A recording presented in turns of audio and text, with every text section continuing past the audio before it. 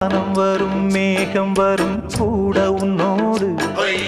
நானும் வந்தால் என்னடி அம்மா தென்மதுரை சேரும் வரை ஆண் துணையாக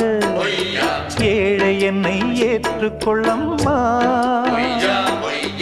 ஓடாத கிளியே தனியாக